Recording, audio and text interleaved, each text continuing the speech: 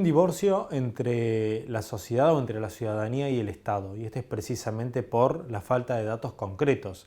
Muchas veces la transparencia aparece no tanto como un reclamo social, o sí, pero sí como parte de las diversas plataformas políticas.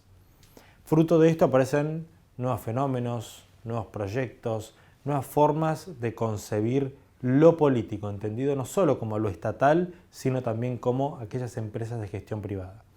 De todo esto y también de cuestiones de género vamos a hablar con quien hoy tiene su espacio disponible, que es Celeste Vox.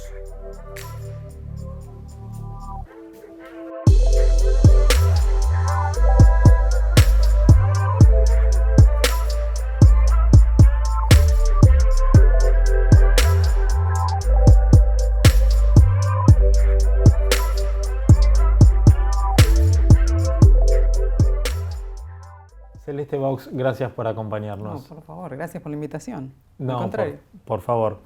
Celeste, bueno, encontrarnos con vos es para obviamente hablar de transparencia y obviamente pensar en estos nuevos modelos de gobierno o de gobernanza que se dan no sé si se dan, se piensan por lo menos, ¿no? Probablemente. Es muy difícil que se den por un montón de variantes y un montón de matices que aparecen en el medio. También por un cambio de paradigma que me parece que se va dando, ¿no? Hemos pasado de ser simples ciudadanos a consumidores. Necesitamos consumir datos.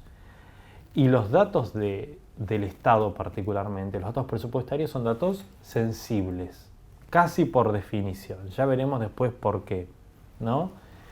Digo, ¿por qué te parece a vos, y arranco tranqui, ¿no? ¿Por qué te parece a vos que es difícil avanzar en este sentido? Digo, a mí me da la sensación de que con crear, digamos, oficinas de transparencia, secretarías de modernización, etcétera, no alcanza. No, porque estamos en realidad bajo una matriz, y la matriz es siempre la misma y no solo en el Estado. También sucede en las empresas, sobre todo en las grandes compañías. Claro. Sucede en las corporaciones, fueran públicas, privadas, de cualquier corte, ¿sí? Donde hay corporaciones hay poder. Uh-huh. Y donde hay poder se necesita transparencia, pero no se quiere transparencia. ¿Sí? En realidad es esta la violencia. Uno puede tener una perspectiva más ética acerca de la transparencia y creer que algo tiene que ser transparente porque es mejor, porque es más valioso, por un montón de valores que tienen que ver que son de corte ético. Yo no tengo esa perspectiva, yo tengo una perspectiva de poder, bien política. ¿Sí? Para mí la transparencia sucede en la administración pública con cosas muy concretas, soy como un abogado positivista. A mí las reificaciones allá abstractas realmente no sirven a la hora de mover el timón. Uh-huh. Siempre que hay poder se necesita transparencia, una cosa da cuenta de la otra. Si no hay poder no se necesita para nada la transparencia, no tiene ningún fin. ¿sí? No, claro. No resulta, sentido. Claro, no tiene sentido, es gastar energía en algo que no sirve para nada. Entonces, cuando hay poder, el poder por naturaleza quiere opacidad. Esa es su naturaleza. Uh-huh. Él quiere opacidad y sobre todo quiere, en realidad no es la opacidad, lo que quiere es discrecionalidad. Es permanecer oculto, ¿no? Claro. Eso por lo menos a los ojos de los ciudadanos. Sí, porque si vos permaneces oculto ante los ojos de la ciudadanía y ante tus pares también, ganás en discrecionalidad. ¿Por qué? Y discrecionalidad suena muy abstracto también, pero es una palabra muy sencilla. Si yo tengo el poder de levantar la copa es porque nadie me sostuvo el brazo. Entonces tengo la discrecionalidad, tengo el poder de lograr esa acción, que es muy sencilla. Si yo tengo poder, necesito tener grados de libertad para avanzar. Y eso no está mal. El poder es una energía social que mueve las sociedades. El poder no es algo malo por sí mismo. Si con transparencia, si nos pasamos de transparencia, de hecho estamos haciendo un daño. ¿Por qué? Porque estamos literalmente tirándole baldes de arenas al poder. No se puede hacer eso, no hay que hacer eso. O sea, la política tiene que tener lugar a algo libre, a algo que es propio y que tiene que ver con las ideologías, con las posturas, con un montón de cuestiones que tienen que ver, que son propias de la política. Y eso no está mal. Hay que encontrar ese equilibrio dinámico, que es un ajuste constante. Es como estar en pareja, ¿no? Sí. Digo, a ver, uno tiene que tener en su pareja un margen de libertad donde Totalmente. No todo esté preestipulado. Bueno, hoy cenamos, vamos al cine, vamos al teatro. No, tiene que haber como espacios de libertad. Sí, y propios, privativos. El poder también tiene que tener su discrecionalidad, tiene que seguir conservando una parte de ella. Si la relega, no sirve para nada, no hay poder, digamos, ¿sí? Entonces pierde el sentido. Por eso es un equilibrio dinámico y uno nunca se puede pasar. Las personas que hacemos transparencia en realidad tenemos que ser más moderadas que arrojadas. Lo que pasa es que terminamos en la práctica siendo arrojadas porque no lo conseguimos, porque el poder se abroquela, digamos. Tal cual, y además porque me parece que, digamos, yo me atrevo a decir que la discusión por la transparencia, o por la falta de transparencia, es prácticamente una deuda de la democracia. Sin duda, pero por favor no pienses solo en el Estado. No, por favor. No. Por eso lo estoy pensando, digo, en todas las gestiones estatales y privadas. Sí, ¿no? Y no solo porque es un circuito, la transparencia societal, si la ves como un agregado, es un circuito. Digo, cuando ya caemos en cuestiones de corrupción, digo, muchas veces la génesis de algunas cuestiones que tienen que ver con la corrupción, y esto no exculpa al funcionariado, por favor, digo, vienen de sectores privados. Bueno, Odebrecht, ¿sí?, es un ejemplo, por ejemplo. Por ejemplo, o sea, porque esto funciona en un sistema, en un conjunto. Eso por un lado. Pero por otro lado, no quiere decir que una empresa también no sea un actor político. Porque si yo soy una empresa que tiro residuos tóxicos y toda tu generación de tu familia empieza a nacer con cualquier alteración genética, decime si eso no es un problema político, es un problema social, es un problema mucho más, pero escandalizante que cualquier otro problema que por ahí puede tener que ver con la gestión pública. Tal cual. Siempre lo digo en clase, es un poco contundente, pero es el pez de tres ojos de los Simpson. No, y además, pensar la transparencia no solo desde lo económico. No, eso es un error. Pensemos en las grandes empresas que hoy manejan redes sociales. ¿Qué hacen con nuestros datos? Bueno, como son todos circuitos diferentes. Son legislaciones distintas, uno lo entiende. Sí, no, el gran problema nuestro es que no tenemos legislación. Primero, las legislaciones en datos personales y en producción de información funcionan como las legislaciones en este país. Tal cual. A veces. Sí. Entonces, seamos sinceros, digo, y están sujetas a un montón de dinámicas que son muy particulares. Eso por un lado. Por otro lado, nosotros tenemos una ley muy vanguardista de 2001 en datos personales, que el 2001 era otro mundo, no existe más ese mundo. ¿Sí? Las cuestiones que tienen que ver con tecnología o las renovamos cada 2 o 3 años o las tenemos demasiado actualizadas o son lo suficientemente bien instrumentadas como para decir siguen manteniendo actualidad. El mundo del 2001 no existe más. No. ¿Sí? Entonces, eso por un lado. Después está toda la cuestión de la producción de datos, del manejo, la administración y el almacenamiento de los datos. Ese es otro circuito en el cual se hacen tantos o más desastres que en la administración pública. Porque la disponibilidad de datos, la reventa de datos, el cruzamiento de datos, la venta de las bases, es algo de todos los días. Europa tiene legislación en ese sentido, tiene la GDPR, tiene la ley de datos personales, lo cual no quiere decir que sea perfecta y es recién de 2018. Creo que Alemania es uno de los países que mejor legislación tiene al respecto. Exactamente. ¿No? Nosotros, bien, gracias. Tal cual. Y también tuvimos el caso de que yo no sé si fue una visión media conspiranoide o fue realmente así, la campaña presidencial, la primera, ahora parece que hay otra, de Donald Trump, cuando vendían datos para que te llegara a vos, a tus redes sociales o lo que sea, un determinado tipo de publicidad. Entonces se habló mucho de la venta de datos. No, eso fue así, ese fue el mega problema de Cambridge Analytica y de Facebook. Tal cual. Y esto es de todos los días, esto sigue sucediendo. Ahora, también ahí vuelve a aparecer la cuestión como la que hablábamos con el tema de la transparencia, ¿no? Esta cuestión así medio dicotómica y de mal necesario. Yo también trabajo mucho en cuestiones de sesgo algorítmico, ¿no? En cómo los algoritmos, que es con lo único que interactuamos, las personas creen que interactúan con su celular, no, vos solamente interactúas, ni siquiera interactúas con YouTube, jamás interactuaste con Google, jamás interactuaste con todas tus aplicaciones, interactúas con un algoritmo que toma tus datos y ya viene programado con unas órdenes y te da lugar a un output, en realidad, a un resultado que es lo que vos ves. Vos no interactúas nunca con las plataformas, ¿sí? Por eso mi cuenta de YouTube es completamente diferente a la tuya, ¿sí? Porque tiene mis huellas digitales.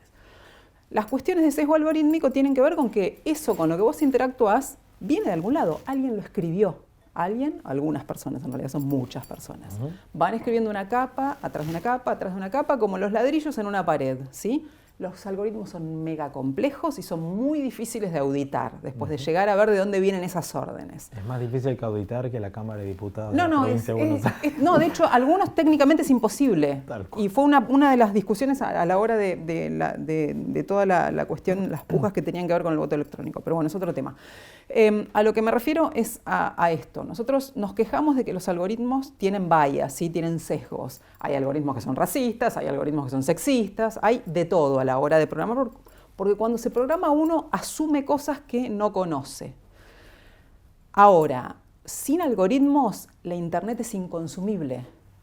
Totalmente. Si nadie te acorta un poco el camino, vos no podés interactuar con los dispositivos porque es humanamente imposible, ¿sí? Entonces, digo, esto es muy necesario. Ahora, a la hora de hacerte más fácil la navegación a vos y a todas las personas, hay decisiones también. Hay ventas de datos, hay incentivos, hay un montón de decisiones que toman las grandes compañías. ¿Facebook es un gobierno? No. ¿Google es un gobierno? No. ¿Netflix lo es? No. Son las FANG, lo que se llaman las grandes compañías, que son las dueñas de nuestro mundo constantemente. ¿Son transparentes? No siempre. Hasta ahí nomás, ¿no? O sea, promueven la transparencia, pero no sabemos... Porque la transparencia es un vector, es una flecha. ¿Es la transparencia para quién? ¿Para mí? Claro, tal cual. Y ahí volvemos al ejemplo de la pareja. Yo a vos no te puedo engañar, pero vos sí me puedes engañar a mí. ¿Cómo es esto? Totalmente. ¿Sí? Entonces, ¿el gobierno debe ser transparente? Sí. Coca-Cola también. Tal ONG también, que es muy grande. Sobre todo si maneja fondos que no son propios. ¿Sí? Entonces, digo, la transparencia es un vector. No es solo para un actor y solo de un lado. Es someterse como nos sometemos a un Estado de Derecho, digo, someterse a un régimen de transparencia que no puede ser excesivo. No conviene que sea excesivo. Imagínate si cuando vemos la transparencia como una fiscalización, vos sos un funcionario y yo tengo que fiscalizar todo lo que vos haces. No gestionás nunca. No. Porque cada decisión tuya yo la tengo fiscalizando, no sé, 10 meses. No gestionás. No, tal cual. O sea, el mismo reclamo que hace X vecino a ese funcionario para que le arreglen el bache, el semáforo, lo que sea, digo, no llegaría nunca a concretarse porque auditaríamos miles de veces la misma toma de decisiones, ¿no? Ahora, también me parece que, digamos, lo que produce una separación entre, y me rehúso a usar el término divorcio, porque yo creo que hay un retorno. Del divorcio es como más difícil de volver, de la separación no tanto, ¿no? Sí, totalmente. Digo, entre el ciudadano común y el dirigente político, es que, digo, no sabemos qué hacen con nuestra plata. Sí, exactamente. A ver. ¿No? Digo, no sabemos qué hacen con la plata de los contribuyentes, no sabemos qué hacen con nuestros aportes jubilatorios, porque los jubilados no ganan bien, no sabemos, digo, qué hacen con la plata de las cajas previsionales, que son cajas planes millonarias, sociales. Tal cual, planes sociales, etc. Digo, entonces, esto rompe naturalmente esta relación que debería ser natural entre ciudadanos y dirigentes, porque por esos dirigentes los elegimos nosotros y porque salen de nosotros, forman parte de ese cuerpo social. Cuando nos quejamos de la dirigencia, nos estamos quejando de nosotros. Absolutamente, Si no hacemos a eso es hacia donde es apunto. inmadurez. Porque mientras, al mismo tiempo que nos quejamos de esto, naturalizamos una frase que a mí me parece un espanto, que es el roba pero hace. Es como que, bueno, nos molesta cuando roba, pero si hace no importa. Es como una transparencia media, ¿no? Sí, es muy difícil, y esto no exculpa a nadie, pero es muy difícil auditar todos los procesos en la administración pública y hacerlos transparentes. ¿Por qué? Porque la administración pública creció exponencialmente desde el 45 a esta parte y probablemente desde antes, cuando se empezaron a complejizar las sociedades, sin ningún viso de transparencia, no era necesaria para esas sociedades. ¿Sí? Vivimos los 30 años gloriosos del estado del bienestar en donde la transparencia no era un problema. La transparencia es algo muy blandido, pero es muy nuevo. Es de fines de los 80, de los 90, no tiene historia, o sea, está gateando todavía. La tecnología, sí, la tecnología es como la cafeína para la transparencia, o sea, es el Red Bull de la transparencia, porque permite un montón de procesos que no podrías lograr de manera analógica. Y aparte exige más de lo que la sociedad y lo que las instituciones pueden dar cuenta, eso sin duda. Ahora, sí, no conocer algunos circuitos es parte de la misma lógica del poder, de la misma lógica de la discrecionalidad, de la misma lógica de tomar asignaciones. Y estamos corriendo siempre con la variable temporal, lo que te decía recién. Ojo, porque las decisiones se toman más rápidos de los que son auditadas. Entonces son dos variables temporales. Digo, ¿debería haber más transparencia en erogaciones? Sí, por supuesto que sí. Ahora, eso da menos discrecionalidad. El poder va a estar siempre interesado para no dar información. Esa es su naturaleza. Quienes hacemos transparencias tenemos que ser maduros y estar al tanto de eso. El juego es este. Vos sos el poder, yo no lo soy, vos no me querés dar información y yo te la quiero pedir. ¿Cómo la logro? Tal cual, o sea, no puede primar una visión idealista. No, si querés tenerla, pero va a ser infructuoso. Vas a fracasar, o por lo menos, qué sé yo, lo vas a intentar de por vida y bueno, veremos tus logros. Probablemente quien tenga una visión un poco más realista avance un poco más, ¿no? el realismo es aún más prosaico, es más vulgar. El realismo es, necesito la ley, necesito el procedimiento, necesito la cosa concreta, lo que yo pueda tocar con el dedo. Tal ¿sí? cual. Porque lo que entre en la lógica del poder y lo que entre sobre todo en la lógica de la administración pública, ni siquiera del poder allá arriba, abstracto, en la pelea ideológica. No, es dame el procedimiento para que tal expediente suceda tal cosa. Es bien prosaico, es bien a tierra. ¿Sí? Si no, no sucede.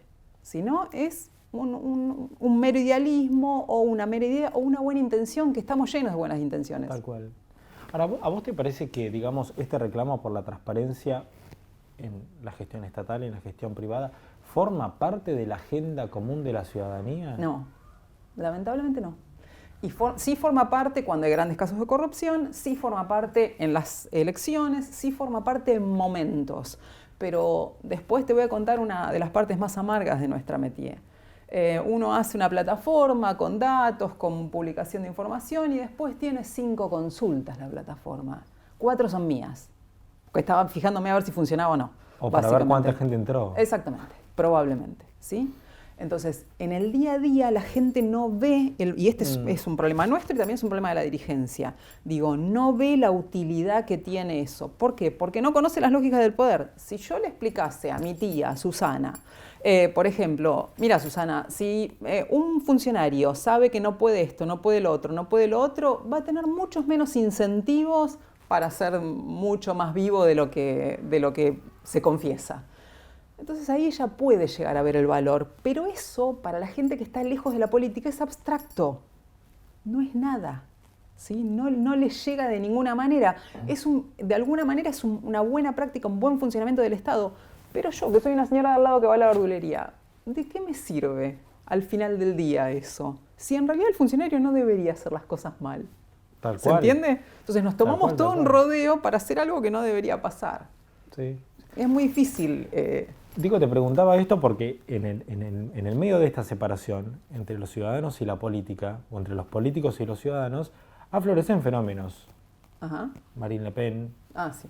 Milei, digo, en todos los países, ¿no? Indefectiblemente. Ahora, ninguno promete nada en materia de transparencia. Fíjate que parte de su plataforma política, la transparencia es como, bueno, sí, puede ser. Nosotros lo que te prometemos es, no sé, vamos a sortear el sueldo una vez por mes, o te vamos a mejorar tu calidad de vida, o todo lo que han venido haciendo es fruto de la casta política. Bueno, anyway, digo, no importa que alrededor, pero nadie habla de transparencia y sin embargo la gente los consume.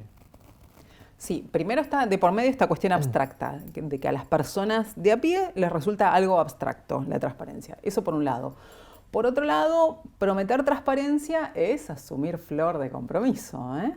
Tal cual, porque aparte estamos hablando, en este caso puntual, por ejemplo, de Javier Milei, de una persona que ya estuvo en el Estado y que ahora usa, digamos, el discurso del, el no Estado o el nuevo, ¿no? Para llegar. Llegó y hasta ahora no. Bueno, los logros los podremos discutir en otro momento. Sí, ¿no? y son logros medios, digo, no es lo misma la dinámica de un legislador que la de un funcionario ejecutivo. No, claro, pero él fue asesor del Congreso muchos años, ¿no? Tal cual, sí. Primero que uno pertenezca a tal o cual sector político no significa que tenga una postura acerca de la transparencia. Totalmente. Puede no interesarle también. Tal cual. Eso por un lado. No lo sabemos, no me consta, pero digo, está la posibilidad. Segundo, en nuestra agenda, y tal vez por una cuestión cultural, y yo detesto, cuando entro en este camino siento que estoy un poco caminando cerca del fango, porque la variable cultural es una variable muy compleja, muy grande, entonces es muy difícil hablarla de manera rápida. Quizás culturalmente nosotros no seamos precisamente un país que priorice las cuestiones de calidad institucional, al menos todavía. Tenemos una democracia joven, al menos todavía, claro. Quizás no. Entonces quizás falte un tiempo, si no le vemos todavía valor a eso. Segundo, hoy por hoy, esto ya te lo digo como ciudadana, tenemos algunos problemas un poco más acuciantes. Bueno, aún siendo transparentóloga te puedo decir esto. Tal cual, eso te iba a decir. ¿Sí? Más después de la pandemia, más después de todo lo que esto ocasionó, tenemos, problemas que son urgentes y la transparencia pasaría al ámbito de lo necesario, no tan urgente. Sí. No digo que no sea urgente. No, sí, estoy de acuerdo. Me hago cargo de que te digo esto, dedicándome a eso, en donde Digo, tengo sentido común, vivo en este mismo país y sé que hay cosas que son acuciantes. Ahora digo, la pregunta, perdóname que te interrumpa. No, por favor. Digo, la pregunta está en, o la cuestión está en, digo, si estos problemas que acabamos de mencionar se pueden solucionar sin transparencia. Es decir, digo, dilapidando fondos o mandando fondos públicos o no tan públicos a cualquier otro lado. Bueno, sí, pero no. Te cuento una cuestión previa a eso. La instrumentación de la transparencia es tan compleja como la administración pública, pero es compleja y media. ¿Y por qué es compleja y media? A ver, sería complejo, por ejemplo, que nosotros ahora inauguremos, porque se nos ocurre, un nuevo ministerio y tengamos una nueva línea de gestión, por ejemplo, y tendríamos que partir desde cero y vencer inercias. Un ministerio en alguna área específica nueva. Perfecto. Eso sería difícil. En la transparencia está esa misma dificultad y la mitad más. ¿Por qué la mitad más? O un poquito más. Porque vamos en contra del poder. Nosotros, en vez de decir vamos a gestionar para allá, hacia la sociedad, hacemos así, nos damos vuelta y miramos a nuestro jefe. Y eso es feo. Para el jefe y para nosotros. Tal cual. ¿Se entiende? Entonces sí. ahí hay que tener mucha más espalda, digamos, porque no hay sostén político, porque quien nos tiene que sostener en realidad es a quien estamos escrutando. Y porque no tenemos respaldo social, porque la gente no sabe de qué estamos hablando. Totalmente. Ahora, también te agrego otra complejidad, esta operativa, que interpela de alguna manera en gran magnitud a la provincia de Buenos Aires, pero también lo hace en Nación. Por ahí no en el GCBA, en donde hay otra dinámica. Aun cuando la Cava sea un distrito enormemente complejo, digo, tiene otra dinámica el gobierno local. Hay algo muy amargo en el Estado argentino, al menos, y esto, el adjetivo corre por cuenta mía, que tiene que ver con que la administración pública se ha complejizado, se ha agrandado. Eso no necesariamente la hace más eficiente, a veces la hace más compleja.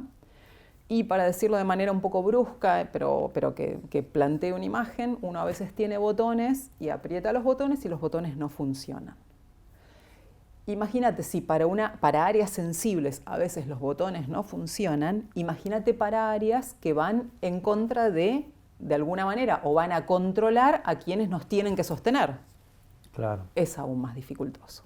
Y se requiere gente incluso capacitada en estos temas, que no hay tanta, ¿sí? Y siempre, siempre, siempre está el poder de por medio. Siempre el poder va a tener incentivos a, es más fácil en campaña política blandir la bandera de la transparencia, pero cuando yo tengo que ser transparente porque gané las elecciones, acá sí estoy un poco más nerviosa. Ahora, ¿atrae votos la bandera de la transparencia o legitima procesos?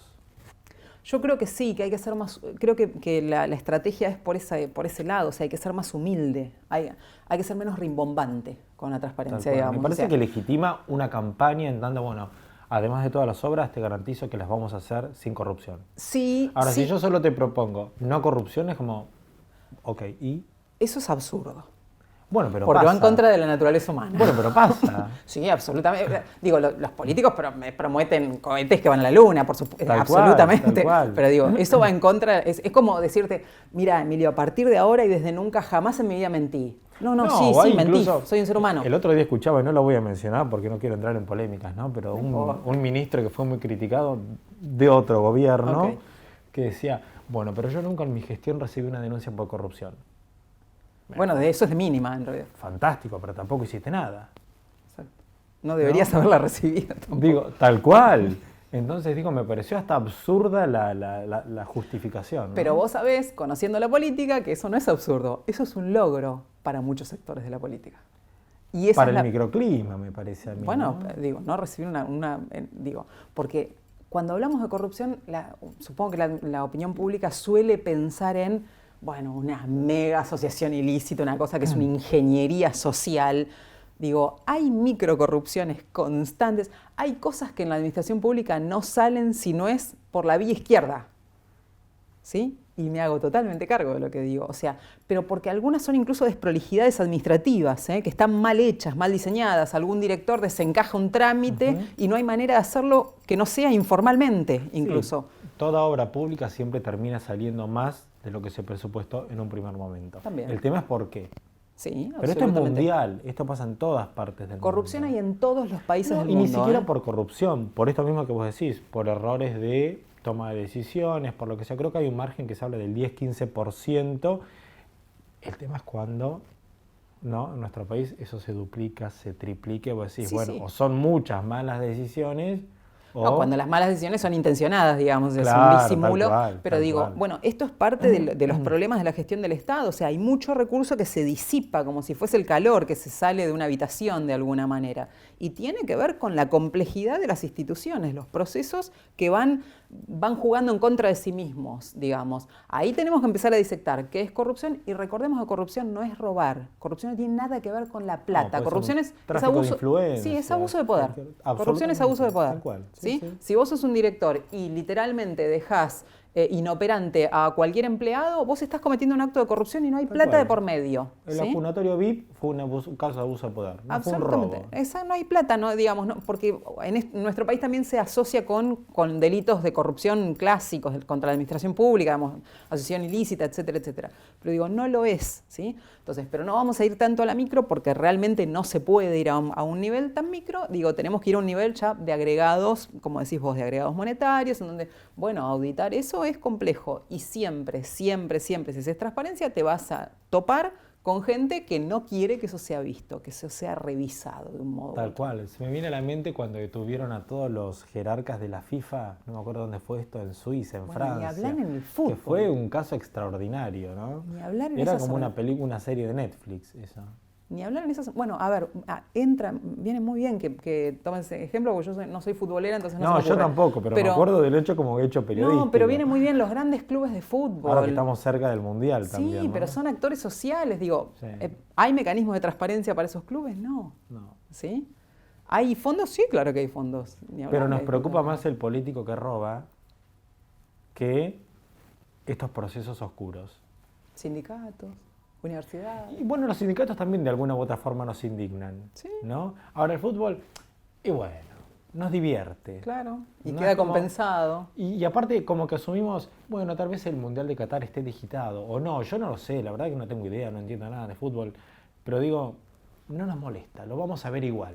Vamos a cambiar incluso el televisor, vamos a aplaudir a Messi, a qué sé yo, a los grandes futbolistas, ¿no? Por eso no hay que tener una visión ingenua acerca de la No, transparencia y tal cual. reificada. Hay que tener una visión muy realista y saber que es un proceso de ajuste en el tiempo y que primero no vamos a hacer las cosas bien, después las vamos a hacer un piquitín mejor, un poquitito más y así un centímetro más. Y es un proceso de ajuste y es una política de Estado. O sea, hay que sostenerla a lo largo de las gestiones. Si no se sostiene, en transparencia es mucho más fácil. Es difícil construir y siempre, como en la vida, es mucho más fácil romper que construir, siempre. Entonces todo se puede destruir en 30 segundos. Esto es ya definitivamente así. Entonces me parece que hay que tener siempre una visión muy realista, muy concreta, muy a tierra y nada reificada. Cuando nos ponemos con esencias allá arriba, con cosas muy bonitas, acarician los oídos, pero no concretan nada. Muy de claustro universitario. Sí, me parece, suenan a cenáculos, sí, tal cual, y valorativas. Digo, yo no tengo ese modo de pensar en nada, entonces por eso me suena como muy No, tal lejano cual. ese discurso. Es una especie de escepticismo práctico. Totalmente, no, sí, lo que mueva la aguja de un lado al otro y de alguna manera nos haga avanzar, así sea 1 centímetro, pero bueno, ya ese lo recorrimos y así constantemente, para la mayor cantidad de actores, no para uno, no para dos, no para tal sector y no para el otro, para la mayor cantidad de actores. Tal cual. Salimos un momentito de transparencia y vamos a otro de los temas que has trabajado muchísimo y que es el de la agenda de género y de la gobernanza o las políticas públicas con perspectiva de género. Digo, la provincia de Buenos Aires presenta una realidad muy compleja, la de los centros urbanos, más o menos desarrollados, o más o menos organizados, más que desarrollados. El conurbano, que es complejo en sí mismo, y el interior, ¿no? Donde no se dan tal vez ciertas discusiones que sí se dan en los centros urbanos. Digo, ¿es posible pensar, teniendo todas estas particularidades, en una política con perspectiva de género para la provincia de Buenos Aires? Sí, en general, siempre y cuando se tenga pero muy sectorializada la variable territorial, Bien. la variable socioeconómica, algunas cuestiones de prácticas y, aunque te parezca mentira, la incidencia o no del Estado en cada una de ellas, el Estado llega más fácil a Gleu que a Guamini. Sí, claro. punto. ¿Sí? Digo, algunas dinámicas locales, empezando a pensar una ingeniería que es en realidad la ingeniería para 3 o 4 provincias en una, y no 3 o 4 provincias en una por el territorio, que sí, por supuesto la magnitud es tremenda de la provincia de Buenos Aires, sino por los diferentes perfiles que hay en estas cuestiones. Y después planteándonos sobre todo qué queremos de una agenda de género, y de géneros en realidad. Si queremos avanzar primero con una agenda sobre lo que sea primordialmente destinar los recursos a cuestiones que tienen que ver con inclusión en mujeres, y cuánto queremos dejar en disidencias. Es muy complejo diseñar una agenda de géneros que sea uniforme. Es muy complejo tener una política pública provincial sobre eso porque la agenda de géneros es muy ad hoc, es muy sobre el caso. Sí, ¿sí? Sí. Entonces debería en realidad ser una agenda, de alguna manera un caparazón que tenga diferentes líneas de acción muy diferentes, muy adaptadas a lo socioeconómico, muy adaptadas a la cuestión territorial, y ver por dónde avanzamos. Avanzamos primero en educación, avanzamos primero en salud y las articulamos, hacemos una mesa y la articulamos con políticas de salud. Avanzamos en todo eso primordialmente, avanzamos en una agenda también política de género, avanzamos en una agenda cultural. ¿Cómo avanzamos con esto? ¿Distribuimos partes del presupuesto, no sé, el 30% a salud, el 20% a educación? ¿Cómo asignamos todo esto? Porque las problemáticas son muy dispares y van desde casos acuciantes, van desde las dinámicas de violencia más acuciantes, hasta dinámicas de cambios que la sociedad sigue demandando, de hecho que la sociedad ya hizo. Y el Estado corre 20 kilómetros más atrás, digamos, o sea, viene carreteando ahí, trota un poquito.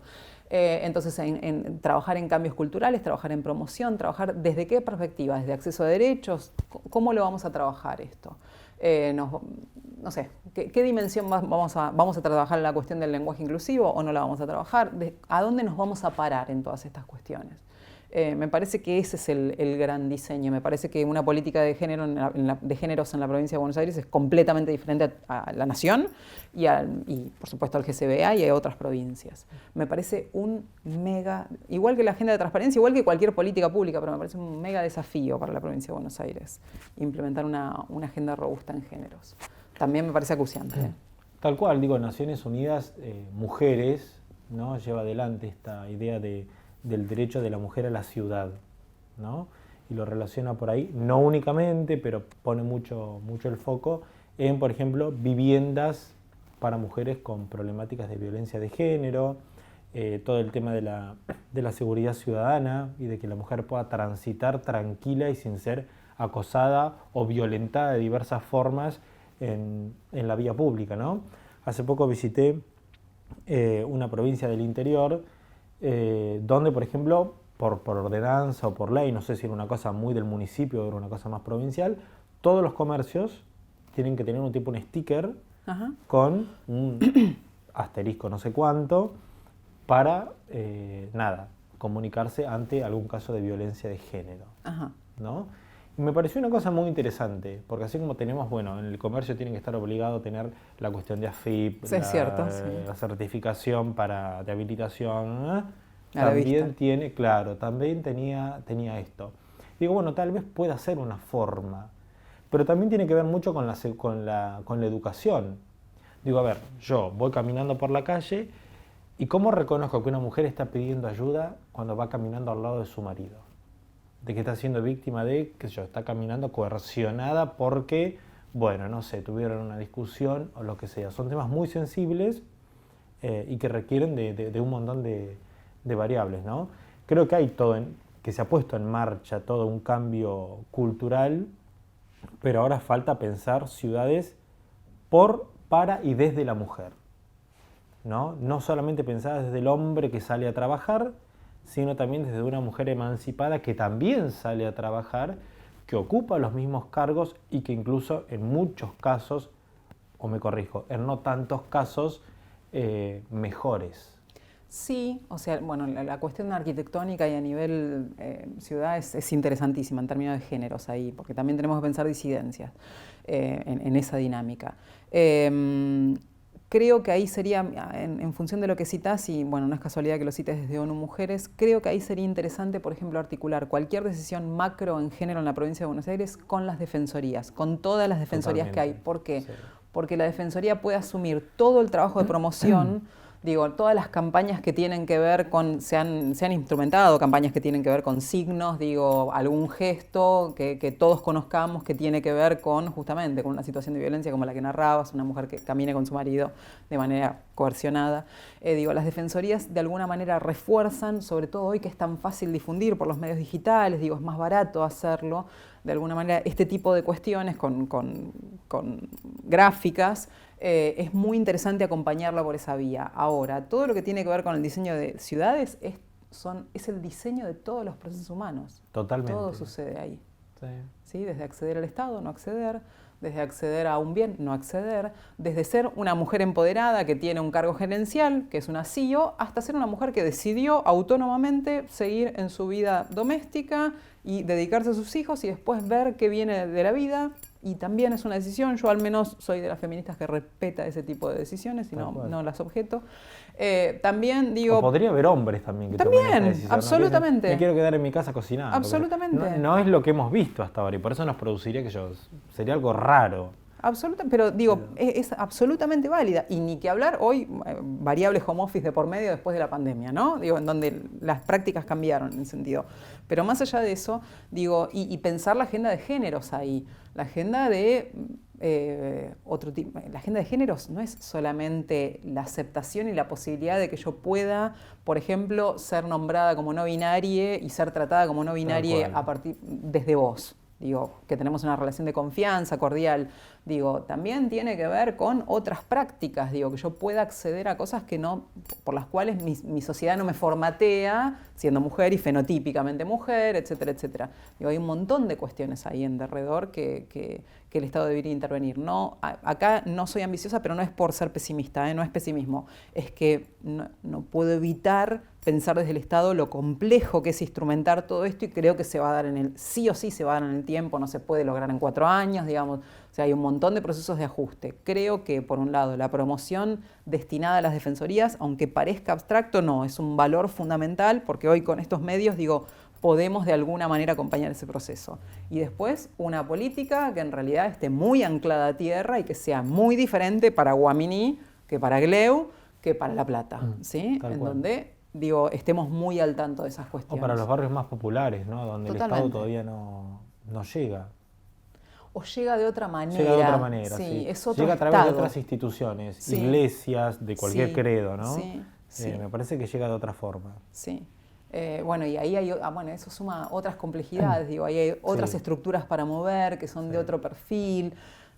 Digo, ahí hay un montón y tampoco creo que el Estado tenga que bajar, como se dice en la jerga de la administración pública, con una lata, se le suele decir, digo, que tenga que bajar uniformemente con una misma política y de manera caprichosa tratar de encajar esa política. Creo que hay que tener ciertos grados de flexibilidad, sobre todo en géneros. Tal cual. Y sobre todo cuando hablamos, es muy diferente hablar de la variable cultural que hablar de la variable laboral, que hablar de la variable de violencia, digamos, o sea, porque son agendas, una es acuciante, digo, hay una violación de derechos, pero flagrante, y otras son agendas que, digo, que tienen otro metabolismo, que cursan por otra vía. Todas importantes. Totalmente. No puedo dejar de terminar preguntándote algo que no sé si lo habíamos charlado previamente, pero me interesa saber tu visión al respecto. Hablaste de géneros, hablaste de binarios, no binarios. ¿Cuál es tu visión respecto al lenguaje inclusivo? Ay, me viene súper bien que me preguntes eso, porque nunca tengo oportunidad de hablarlo. Yo tengo mi postura tomada, pero como no soy el entrevistado, no la tengo por qué decir. No habría problema. No, igual acepto, no tengo ningún problema con las personas que lo ven negativamente. No tengo ningún problema. No dije nada. Yo no tengo drama. Me viene bastante bien que me preguntes esto, porque no tengo oportunidad de hablarlo y tenía pendiente una actividad en la UBA y que tiene que ver justamente con esto y lo puedo hacer antes. Yo suelo, y esto tiene que ver con mi historia personal, el fundamento que te voy a dar es absolutamente personal. Viví muchos años en Brasil. Bueno, lo personal es político, partimos absolutamente, de eso, ¿no? sí, pero no, digo, y tengo clientes en Brasil y estoy muy acostumbrada, o sea, vivo la mitad del tiempo en portugués y la otra en español. Y en portugués la palabra las personas es muy común.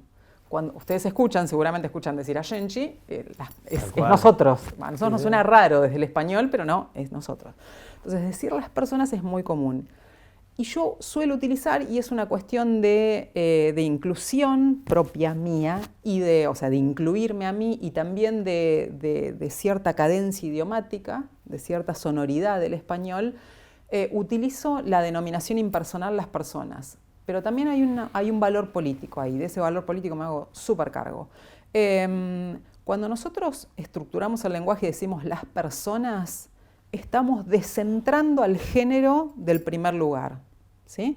Si yo digo les chiques, ¿sí? Estoy haciendo una intervención directa en el lenguaje sobre el género. Y está perfecto, y no me molesta, en lo más mínimo, está perfecto. Ahora, cuando yo digo las personas, estoy afirmando un sujeto pasible de derechos en términos de género, de derechos en términos de acceso a otros derechos, en términos de derechos humanos, lo cual con esto que estoy diciendo no quiere decir que si alguien dice les chiques está cometiendo una violación de derechos humanos, no estoy diciendo eso. No, claro. Estoy diciendo que la perspectiva de las personas, del genérico, denominar a alguien como una persona la descentra del género, la descentra de su posición socioeconómica, la descentra de la valora como una persona. Y a partir de que es una persona y la declara, la inviste en ese lugar, de alguna manera se pueden predicar todas las bondades y derechos que se desprenden de una persona. Todos los derechos humanos básicos, flagrantes si son violados, ¿sí? De cualquier índole, fueren de género, fueren económicos, fueren de cualquier índole. Yo utilizo ese tipo de lenguaje, utilizo constantemente el lenguaje de las personas y no utilizo la E, dejé de utilizar la E. Y es una decisión personal mía y no me molesta que las personas utilicen la E o utilicen una X o no lo utilicen, ¿sí? Me parece que es muy superadora la posición impersonal que pone a las personas en el lugar de las personas, en el centro. Y para mí es una perspectiva de derechos humanos. ¿Con esto quiero decir que quienes no la usan están violando los derechos humanos? Por supuesto que no. Claro. Estoy diciendo que para mí es esa la decisión, ¿sí? Y nada más. ¿Estoy en desacuerdo? No estoy en desacuerdo con el lenguaje de género, para nada. ¿Puedo decir aquellos en vez de decir aquellos? Sí, no hay ningún problema, digamos, no me hace ruido si lo escucho. Pero me parece que es superador la posición impersonal en ese sentido, que es justamente la de denominar una persona como una persona, independientemente de su género, de su raza, de su etnia, de su religión. Es simplemente esa postura. Genial, Celeste. Bueno, hablaste de feminismo y vos sabés que nosotros hace un tiempo le hicimos una entrevista a una mujer empoderada. Yo tomo. ¿Eh? Mientras vos hablas, yo tomo. No, porque aparte ese vino tiene toda una historia. Ah, sí, a ver. Es un vino creado por una mujer con tintes femeninos. Ella misma viajó a Mendoza, al Valle de Uco más precisamente, y bueno, seleccionó las uvas, encontró una bodega que le produjo su propio vino. Tiene 3 etiquetas distintas. Este que estamos tomando es el Malbec. Y bueno, nada. Así que es un vino exquisito que lo podés conseguir con el nombre Antenada de Sole Villamor, que le mandamos un saludo. Así que es un vino exquisito que lo pueden encontrar en todos lados. Celeste, muchas gracias por acompañarnos. Te corté justo. Quería probarlo. Es muy rico. Gracias por acompañarnos. No, por favor, gracias a ustedes, en serio.